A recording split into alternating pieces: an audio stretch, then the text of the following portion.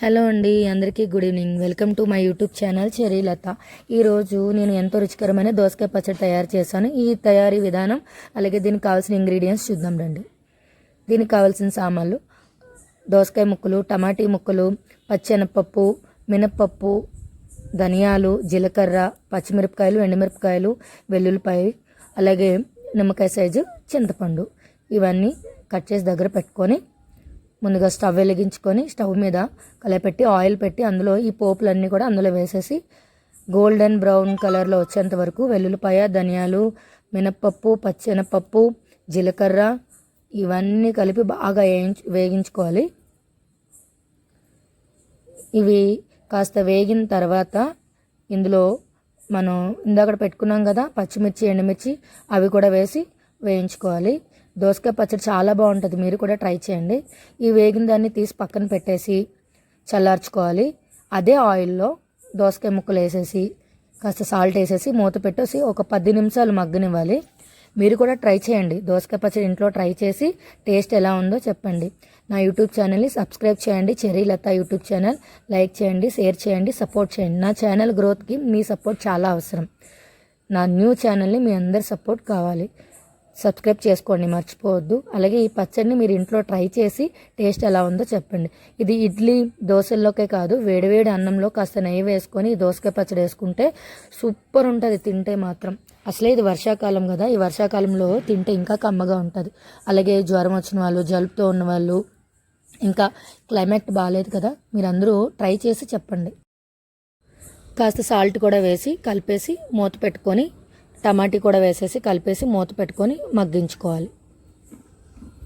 ఇది మగ్గేలోపు ఇందాక మనం వేపి చల్లార్చాం కదా పోపులు, ఇవన్నిటిని కూడా బరకగా ఒక 2 తిప్పులు తిప్పేసి మిక్సీ చేసేసుకుందాం. ఓకేనా, ఎక్కువ కాకుండా 2. ఈలోపు మనం నిమ్మకాయ సైజు చింతపండు ఉంది కదా, దాన్ని కాస్త వాటర్లో నానబెట్టుకోవాలి. ఈ చల్లార్చి దోసకాయ టమాటీ ముక్కలు ఉన్నాయి కదా, అవి చల్లార్చుకొని అవి మిక్సీలో వేసేసి చింతపండు కూడా వేసేసి మిక్సీ చేసేసుకోవాలి. మరీ పేస్ట్లా కాకుండా బరకగా అయితే టేస్ట్ బాగుంటుంది, అలాగే తినడానికి కూడా బాగుంటుంది. ఇది వేడివేడి అన్నంతో పాటుగా ఇడ్లీ, దోశలకు కూడా చాలా బాగుంటుంది.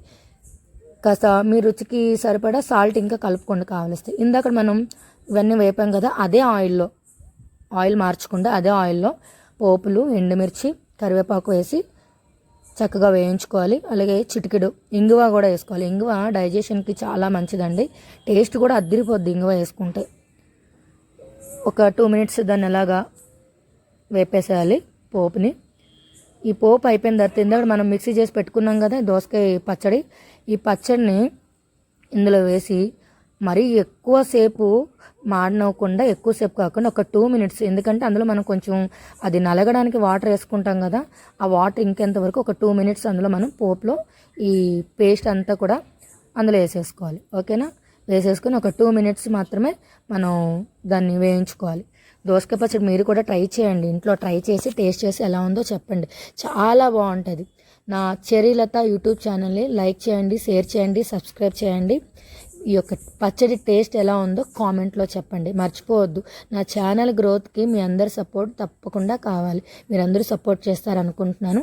ఇప్పటివరకు సపోర్ట్ చేసిన అందరికీ కూడా థ్యాంక్ యూ సో మచ్. మర్చిపోవద్దు, చెరీలత యూట్యూబ్ ఛానల్ని లైక్ చేయండి, షేర్ చేయండి, సబ్స్క్రైబ్ చేయండి, ఫాలో చేయండి. మీ అభిప్రాయాన్ని కామెంట్ రూపంలో చెప్పండి. ఇది జ్వరంతో ఉన్న వాళ్ళకి నార్మల్గా మనం తిన్నా చాలా బాగుంటుంది. రెడీ అయిపోయింది నా దోసకాయ పచ్చడి. చూసారా ఎంత బాగుందో? మీరు కూడా ఇంట్లో ట్రై చేసి టేస్ట్ చేసి చెప్పండి. చూడండి ఎంత కలర్ఫుల్గా ఉందో, చూస్తుంటేనే నోట్లో నీరు ఆగడం లేదు. నాకైతే ఈరోజు మధ్యాహ్నం లంచ్లోకి వేడివేడి అన్నంలో ఈ దోసకాయ పచ్చడి వేసుకొని చక్కగా కలుపుకొని తిన్నా, సూపర్ ఉంది. మర్చిపోవద్దు, చెరీలత యూట్యూబ్ ఛానల్ సబ్స్క్రైబ్ చేయండి, షేర్ చేయండి, ఫాలో చేయండి, సపోర్ట్ చేయండి. Bye guys.